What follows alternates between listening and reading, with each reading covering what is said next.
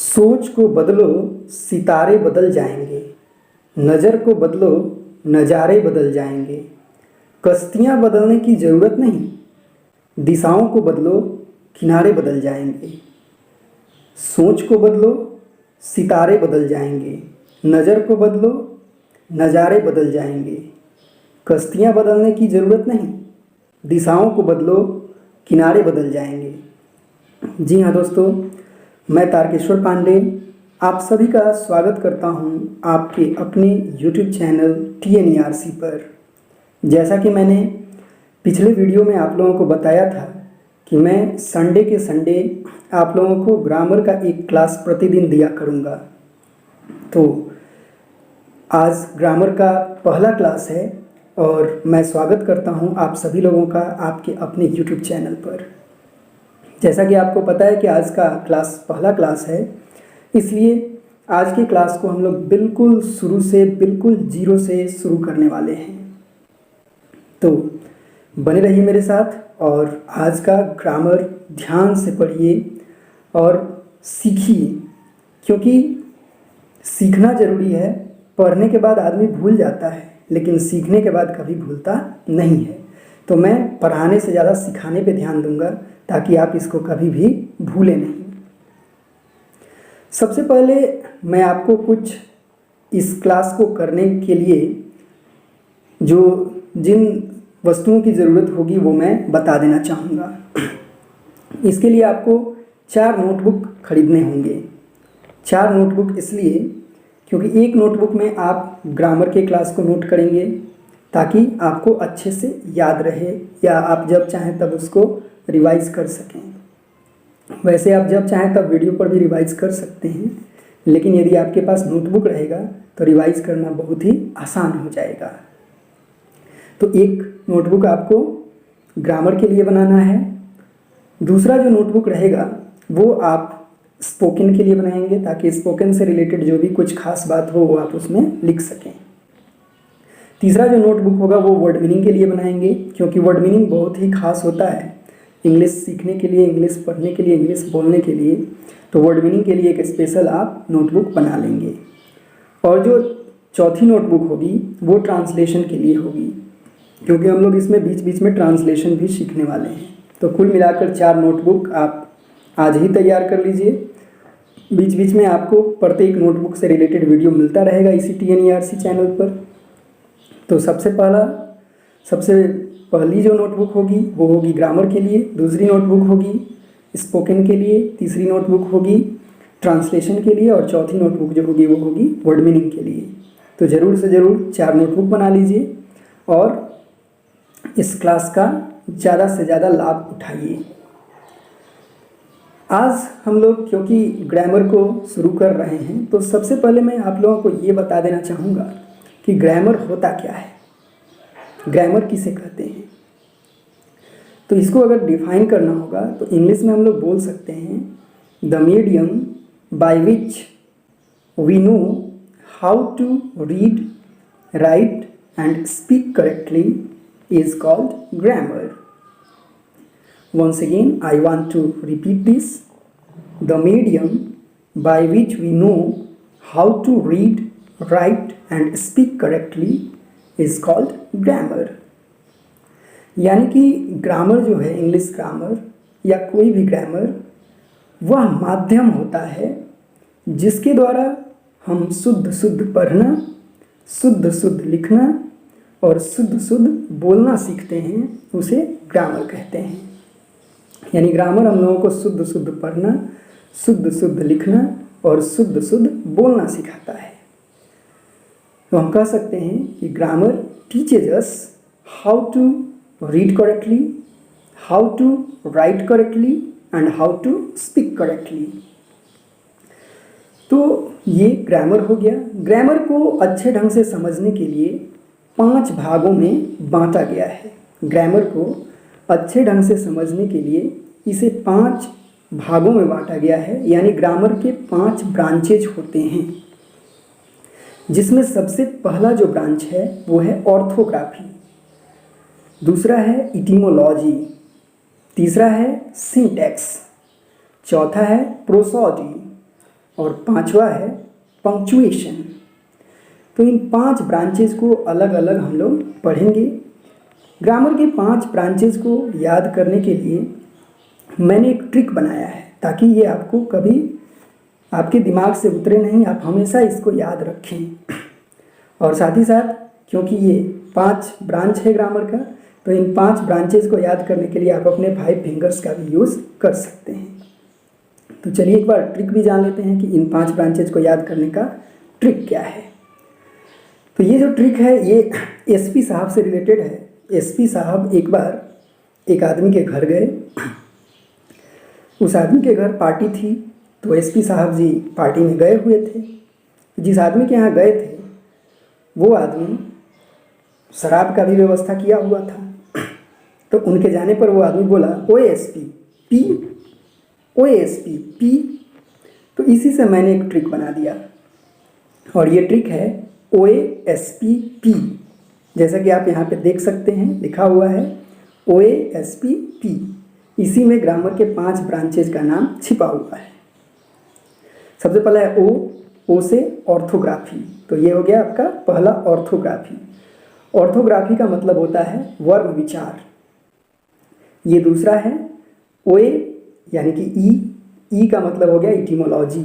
Etymology का मतलब हो गया शब्द विचार। और ये तीसरा है एस का मतलब हो गया सिंटेक्स, और सिंटेक्स का मतलब हो गया वाक्य विचार। उसके बाद है पी से हो गया प्रोसोडी। प्रोसोडी का मतलब है छंद विचार। और पांचवा जो है इसका नाम है पी, और इस पी से हो गया पंक्चुएशन। पंक्चुएशन का मतलब हो गया चिन्ह विचार। तो जैसा कि ग्रामर के इन 5 ब्रांचेज का नाम है, इन नामों के अनुसार प्रत्येक ब्रांचेज में हम लोग स्पेशल स्टडी करते हैं।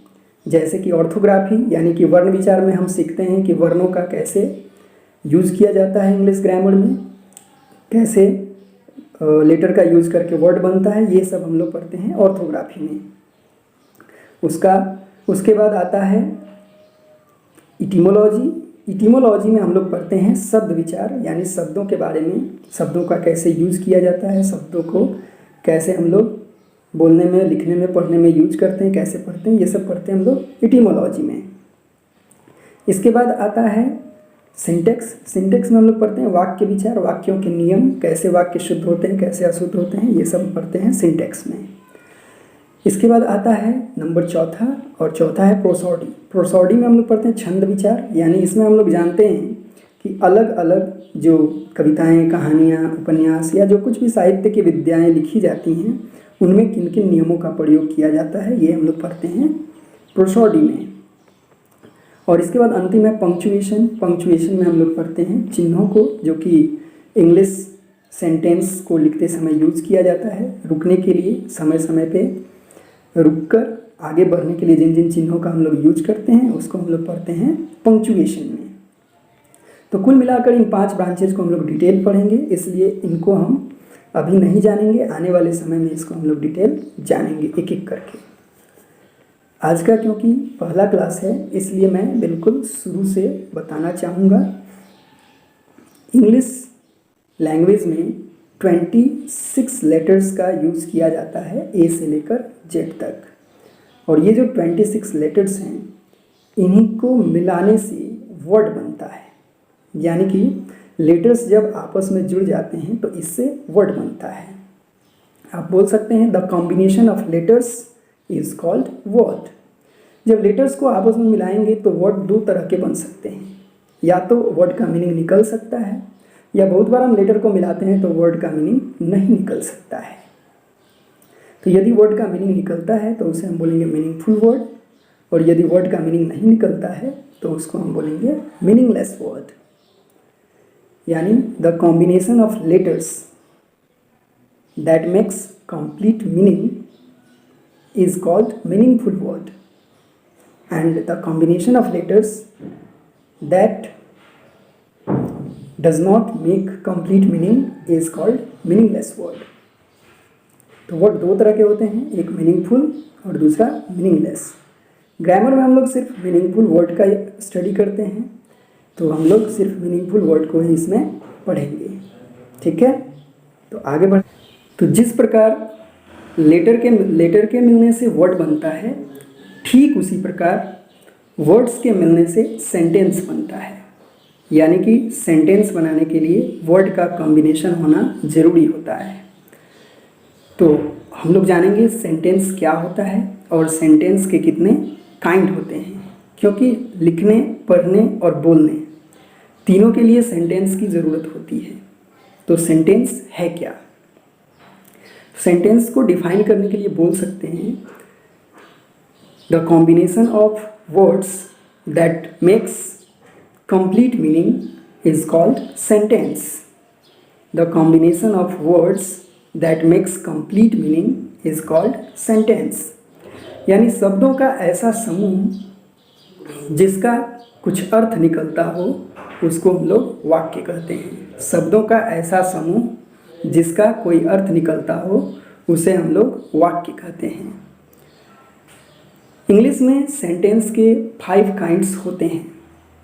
इंग्लिश में सेंटेंस के 5 काइंड्स होते हैं, जिसमें सबसे पहला है एसर्टिव सेंटेंस, दूसरा है इंट्रोगेटिव सेंटेंस, तीसरा है ऑप्टेटिव सेंटेंस, चौथा है एक्सक्लामेटरी सेंटेंस और पांचवा है इम्परेटिव सेंटेंस। तो इन 5 काइंड्स को हम लोग एक एक करके डिटेल में आज जानेंगे, क्योंकि आज जो हम लोग जानने वाले हैं वो है सेंटेंस और सेंटेंस का टाइप्स।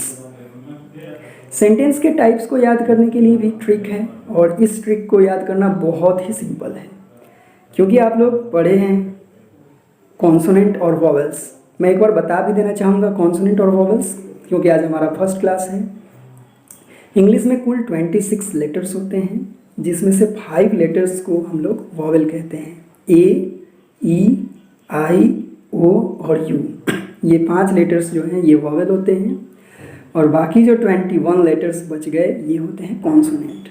एक बार कॉन्सोनेंट भी जान लीजिए कौन कौन से लेटर्स होते हैं। B, C, D, F, G, H, J, K, L, M, N, P, Q, R, S, T, V, W, X, Y, Z, ये 21 लेटर्स होते हैं consonant.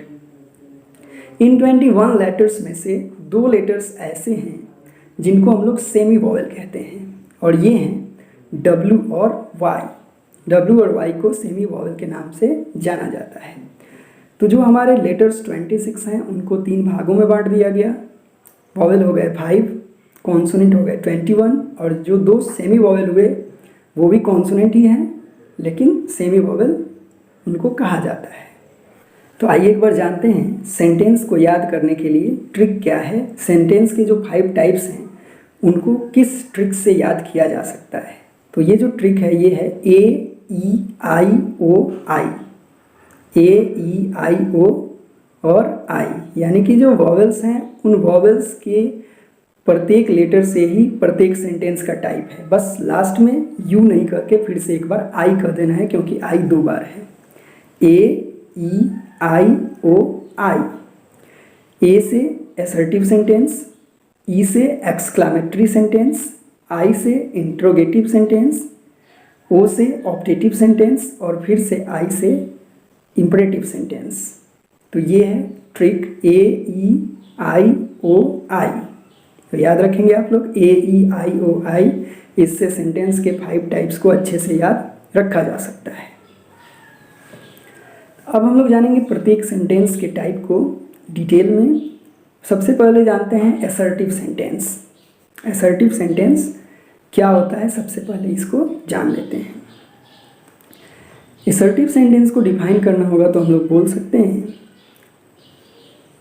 The sentence which shows the sense of acceptance or rejectness is called assertive sentence.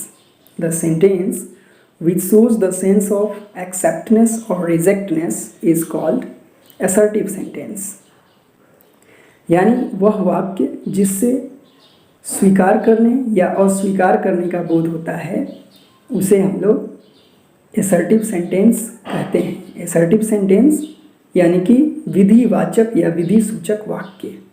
इससे 2 बोध होता है, या तो या तो किसी बात को स्वीकार करने का या तो किसी बात को इनकार करने का। जैसे हम कहते हैं आई एम ए बॉय, तो आई एम ए बॉय में स्वीकार किया जा रहा है कि मैं एक लड़का हूँ। लेकिन अगर हम लोग कहते हैं I am not a boy, तो I am not a boy में इनकार किया जा रहा है या अस्वीकार किया जा रहा है कि मैं लड़का नहीं हूँ। तो इस तरह के सेंटेंस को हम लोग एसर्टिव सेंटेंस कहते हैं। एक्सेप्टनेस एंड रिजेक्टनेस के आधार पे एसर्टिव सेंटेंस के दो टाइप होते हैं। पहला टाइप होता है अफर्मेटिव सेंटेंस और दूसरा जो टाइप होता है वो होता है नेगेटिव सेंटेंस। यानी एसर्टिव सेंटेंस के दो टाइप होते हैं, अफर्मेटिव सेंटेंस और नेगेटिव सेंटेंस। तो अब प्रश्न ये आता है अफर्मेटिव सेंटेंस क्या है।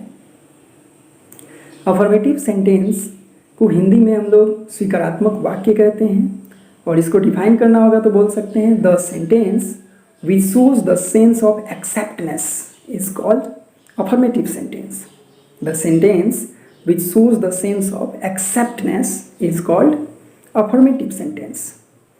यानी वह वाक्य जिससे स्वीकार करने का बोध होता है उसे हम लोग अफर्मेटिव सेंटेंस कहते हैं।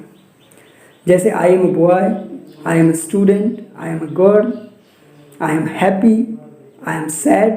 तो इस तरह का जब वर्ड बोलते हैं तो इसको हम लोग बोलते हैं affirmative sentence.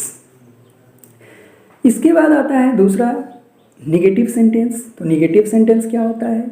The sentence which shows the sense of rejectness. The sentence which shows the sense of rejectness is called negative sentence. यानी वह वाक्य जिससे किसी बात को इनकार करने का या अस्वीकार करने का बोध होता है उसे हम लोग नेगेटिव सेंटेंस कहते हैं।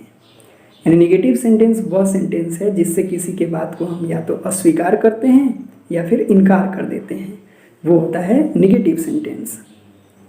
जैसे कहते हैं I am not a boy, I am not a girl, I am not happy, I am not sad. तो ये सब सेंटेंस जिसमें नॉट या नो लगाकर बोला जाता है उसको हम लोग नेगेटिव सेंटेंस कहते हैं। तो हम लोगों ने जान लिया एसर्टिव सेंटेंस क्या है, और एसर्टिव सेंटेंस का दो टाइप हमने जान लिया, अफर्मेटिव सेंटेंस और नेगेटिव सेंटेंस। एसर्टिव सेंटेंस का अर्थ होता है विधि सूचक वाक्य या विधिवाचक वाक्य, और इसके दो प्रकार होते हैं, अफर्मेटिव सेंटेंस जिसका मतलब होता है स्वीकारात्मक वाक्य और दूसरा है नेगेटिव सेंटेंस जिसका अर्थ होता है नकारात्मक वाक्य। और इनको पहचानने का सबसे आसान तरीका क्या है? अफर्मेटिव सेंटेंस जो होता है वो सिंपल वाक्य होता है जिसमें किसी बात को स्वीकार किया गया होता है, जबकि नेगेटिव सेंटेंस ऐसा सेंटेंस होता है जिसमें या तो नो लगा रहता है या तो नॉट लगा रहता है। तो नो या नॉट को देखकर आप आसानी से बता सकते हैं कि ये नेगेटिव सेंटेंस है। अब हम लोग जानेंगे सेंटेंस नंबर 2। सेंटेंस नंबर 2 जो है वो है इंट्रोगेटिव सेंटेंस। तो इंट्रोगेटिव सेंटेंस क्या होता है? इंट्रोगेटिव सेंटेंस को हिंदी में बोलते हैं प्रश्नसूचक या प्रश्नवाचक वाक्य। इसको जब डिफाइन करना होगा तो हम लोग बोल सकते हैं the sentence which is used for asking question. The sentence which is used for asking question is called interrogative sentence. यानी वह वाक्य जिसका प्रयोग प्रश्न पूछने के लिए किया जाता है उसे प्रश्नवाचक वाक्य या इंट्रोगेटिव सेंटेंस कहते हैं। यानी इंट्रोगेटिव सेंटेंस का मेन जो ऑब्जेक्टिव है, मेन जो इसका उद्देश्य है वो है प्रश्न पूछना। जैसे कि what is your name, what is your father's name, why are you laughing, ऐसे भी हम प्रश्न पूछ सकते हैं। या फिर प्रश्न पूछ सकते हैं हम लोग do you want to beat, are you happy, is this a pen. तो इस तरह का प्रश्न हम लोग पूछ सकते हैं। तो इस आधार पर इंट्रोगेटिव सेंटेंस के दो प्रकार होते हैं। सबसे पहला जो इंट्रोगेटिव सेंटेंस का प्रकार होता है उसको हम लोग बोलते हैं यस नो क्वेश्चन। यानी कि क्वेश्चन दो तरह से हम पूछ सकते हैं। तो पहला हो गया यस नो क्वेश्चन और दूसरा है WH क्वेश्चन। तो अब हम जानेंगे यस नो क्वेश्चन क्या होता है और WH क्वेश्चन क्या होता है। तो पहले जानते हैं yes no question. The sentence which is used to asking question and the answer of the question is given in either yes or no is called yes no question. या इसको ऐसे भी कर सकते हैं, the question which is answered in yes और no is called yes no question. यानी कि वैसा प्रश्न जिसका उत्तर या तो हाँ में दिया जा सकता हो या फिर नहीं में दिया जा सकता हो, उसको हम लोग यस नो क्वेश्चन कहते हैं। यानी यस नो क्वेश्चन वह क्वेश्चन है जिसका आंसर या तो यस में दे सकते हैं या तो नो में दे सकते हैं। जैसे आर यू हैप्पी, तो इसका आंसर या तो यस हो सकता है या तो नो हो सकता है। अगर पूछा जाता है do you want to take tea, तो इसका भी आंसर या तो यस हो सकता है या तो नो हो सकता है। इसके बाद जो दूसरा टाइप है वो है WH क्वेश्चन। तो WH क्वेश्चन क्या होता है? WH क्वेश्चन को हम लोग कह सकते हैं the question which is answered in one और more than one sentences is called WH question. The question which is answered in yes the question which is answered in one और more than one sentences is called WH question. यानी कि वैसा प्रश्न जिसका उत्तर हम एक या एक से अधिक वाक्यों में दे सकते हैं, उसको WH क्वेश्चन कहा जाता है। जैसे कि व्हाट इज़ योर नेम, तो व्हाट इज़ योर नेम जब पूछा जाएगा तो इसका आंसर हम लोग यस नो में नहीं दे सकते हैं, नहीं तो यस नो में देंगे तो मेरा नाम ही यस हो जाएगा या नो हो जाएगा। तो इसका आंसर देने के लिए हमको या तो कोई सेंटेंस या तो कोई एक से अधिक सेंटेंस बोलना पड़ेगा। जैसे हम बोल सकते हैं माय नेम इज़ मयंक, तो इसके लिए हमको सेंटेंस बोलना पड़ता है, तब जाकर इसका हम आंसर दे पाते हैं। इसलिए इसको हम लोग कहेंगे WH क्वेश्चन। जैसे कोई कहता है वाई आर यू लाफिंग, तो वाई आर यू लाफिंग कहा जाता है, तो इसका भी आंसर देने के लिए हमको सेंटेंस बोलना पड़ता है, तब जाकर इसका आंसर कंप्लीट होता है। इसलिए इसको हम बोलेंगे WH क्वेश्चन। तो अभी हमने जाना इंट्रोगेटिव सेंटेंस क्या है और इंट्रोगेटिव सेंटेंस के जो दो टाइप्स हैं वो क्या क्या हैं। तो इंट्रोगेटिव सेंटेंस प्रश्न पूछने के लिए यूज़ किया जाता है और प्रश्न दो तरह से पूछे जाते हैं। एक का आंसर यस या नो में दिया जा सकता है और दूसरे का जो आंसर होता है वो कोई वाक्य या एक से अधिक वाक्य बोलकर दिया जाता है, तो उसको हम बोलते हैं WH क्वेश्चन। और जिसका आंसर यस नो में दिया जाता है उसको बोलते हैं यस नो क्वेश्चन। लेकिन एक बात ध्यान रखने वाली है जो बहुत ही इंपॉर्टेंट है, यदि आप असर्टिव सेंटेंस का यूज़ करते हैं तो असर्टिव सेंटेंस का जहाँ अंत होता है वहाँ एक फुल स्टॉप देना बहुत ज़रूरी होता है। यदि आप फुल स्टॉप नहीं देते हैं तो यह माना जाएगा कि सेंटेंस कंप्लीट नहीं हुआ है और आपका सेंटेंस गलत हो सकता है।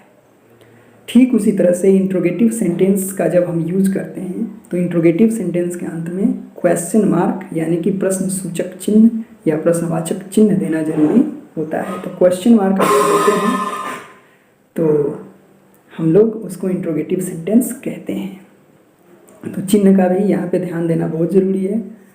अगर असर्टिव सेंटेंस है या असर्टिव सेंटेंस का कोई भी टाइप है तो फुल स्टॉप देना जरूरी है, और अगर इंट्रोगेटिव सेंटेंस है तो उसमें क्वेश्चन मार्क देना जरूरी है, चाहे वो यस नो क्वेश्चन हो या WH क्वेश्चन हो। अब हम लोग जानेंगे sentence number 3, imperative sentence. Imperative sentence को हिंदी में आदेश सूचक वाक्य या आदेशवाचक वाक्य कहते हैं। तो क्या होता है इम्परेटिव सेंटेंस, इसको हम लोग अभी जानेंगे। The sentence which shows the sense of order, request, counsel or prohibition. The sentence which shows the sense of order, request, counsel or prohibition is called imperative sentence. यानी कि imperative sentence एक ऐसा sentence होता है जो 4 अर्थों को दिखाता है, उसे हम लोग इम्परेटिव सेंटेंस कहते हैं। सबसे पहला है ऑर्डर। ऑर्डर यानी कि ये आदेश दिखाने का काम करता है। दूसरा है रिक्वेस्ट यानी कि ये आग्रह या अनुनय विनय दिखाने का काम करता है। तीसरा है काउंसिल। काउंसिल मीन्स सलाह, ये सलाह देने का काम करता है। और चौथा है प्रोहिबिशन यानी ये मनाही करने का भी काम करता है। तो इम्परेटिव सेंटेंस में इन 4 अर्थों को हम लोग जानते हैं। तो इम्परेटिव सेंटेंस का पहचान हम कैसे करेंगे, कैसे जानेंगे कि कोई सेंटेंस इम्परेटिव सेंटेंस है। तो इम्परेटिव सेंटेंस का सबसे आसान एक पहचान है और वो यह है कि इम्परेटिव सेंटेंस हमेशा वर्ब के फर्स्ट फॉर्म से शुरू होता है। यानी कि वर्ब के पहले रूप से अगर कोई भी सेंटेंस शुरू हुआ रहेगा तो आप समझ सकते हैं कि वो इम्परेटिव सेंटेंस है। या फिर डू या डोंट से भी शुरू हो सकता है। जैसे कहते हैं go from here, come here, stand up, sit down, तो ये सब वर्ब से शुरू होता है, तो इसको इम्परेटिव सेंटेंस कहते हैं। ठीक इस तरह से कहते हैं don't come here, don't go there, don't laugh, don't make a noise, तो ये सब जो सेंटेंस होता है इसको इम्परेटिव सेंटेंस कहते हैं। तो इम्परेटिव सेंटेंस का दो पहचान है, पहला कि ये वर्ब के फर्स्ट फॉर्म से शुरू होता है और दूसरा ये डोंट से भी शुरू हो सकता है। तो इस तरह के सेंटेंस को हम लोग इम्परेटिव सेंटेंस कहेंगे। इसके बाद जो हम लोग जान रहे हैं चौथा सेंटेंस, वो है एक्सक्लामेटरी सेंटेंस। तो एक्सक्लामेटरी सेंटेंस क्या होता है? एक्सक्लामेटरी सेंटेंस का अर्थ होता है आश्चर्य सूचक वाक्य, यानी कि यह आश्चर्य को दिखाता है। इसको दो तरह से हम लोग डिफाइन कर सकते हैं। The sentence which is used to show sudden feeling is called exclamatory sentence. The sentence which is used to show sudden feeling is called exclamatory sentence. यानी कि वैसा वाक्य जो अचानक के भाव को प्रकट करने के लिए प्रयोग किया जाता है उसको हम लोग exclamatory sentence कहते हैं। तो exclamatory sentence जो होता है इसका एग्जाम्पल क्या होगा? जैसे कहा जाता है oh he died, oh he died, hey come here, या हम लोग कहते हैं hurrah we have won the match. तो इस तरह का जो सेंटेंस हम लोग यूज करते हैं ये होता है एक्सक्लामेटरी सेंटेंस, क्योंकि यह अचानक के भावों को या अचानक के विचारों को प्रकट करता है। अब हम लोग जानेंगे सबसे अंतिम सेंटेंस का टाइप, और ये है टाइप नंबर 5। इसका नाम है ऑप्टेटिव सेंटेंस। तो ऑप्टेटिव सेंटेंस क्या होता है? ऑप्टेटिव सेंटेंस को हिंदी में बोलते हैं इच्छा सूचक वाक्य, यानी ये इच्छा प्रकट करने का काम करता है। तो ऑप्टेटिव सेंटेंस को कैसे डिफाइन करेंगे? तो इसको हम कह सकते हैं the sentence which shows the sense of wish, bless, curse और desire. The sentence which is used to show the sense of wish, desire, bless और curse is called optative sentence.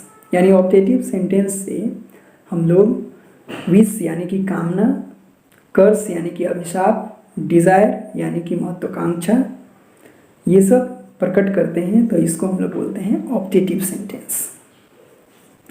Optative sentence जो होता है इसका शुरुआत हमेशा मे से होता है, तो इसको पहचानना बहुत आसान होता है। जैसे हम लोग कहते हैं मे गॉड ब्लेस यू, तो मे गॉड ब्लेस यू जो हुआ ये हो गया optative sentence. May you die soon, ये हो गया optative sentence. May you get success in your examination, ये भी हो गया ऑप्टेटिव सेंटेंस। तो जब भी कोई सेंटेंस मे से शुरू होता है तो उसको हम लोग बोलेंगे ऑप्टेटिव सेंटेंस। एक बार और चिन्हों पे ध्यान देते हैं। सबसे पहला जो असर्टिव सेंटेंस है इसमें फुल स्टॉप यूज होता है, चाहे अफर्मेटिव सेंटेंस हो या हो नेगेटिव सेंटेंस। दूसरा इंट्रोगेटिव सेंटेंस, इसमें क्वेश्चन मार्क का यूज़ किया जाता है। तीसरा जो है वो है इम्परेटिव सेंटेंस, इसमें भी फुल स्टॉप का यूज़ किया जाता है सेंटेंस के लास्ट में। चौथा है एक्सक्लामेटरी सेंटेंस, इसमें एक्सक्लामेशन मार्क का यूज़ किया जाता है, जैसे कि एक्सक्लामेशन मार्क आप यहाँ पे देख सकते हैं। इसके बाद जो पांचवा है वो है ऑप्टेटिव सेंटेंस, तो ऑप्टेटिव सेंटेंस में भी एक्सक्लामेशन मार्क का यूज़ होता है, जो आप यहाँ देख सकते हैं। तो इस तरह से हमने जाना सेंटेंस और सेंटेंस के जो 5 टाइप होते हैं उनको। एक बार शॉर्टकट में इसका रिवीजन कर लेते हैं। सेंटेंस हम कहते हैं वर्ड के मीनिंगफुल कॉम्बिनेशन को, यानी वर्ड के कॉम्बिनेशन को जिसका कोई मीनिंग हो। सेंटेंस के 5 टाइप्स होते हैं। असर्टिव सेंटेंस में एक्सेप्टनेस और रिजेक्टनेस का बोध होता है।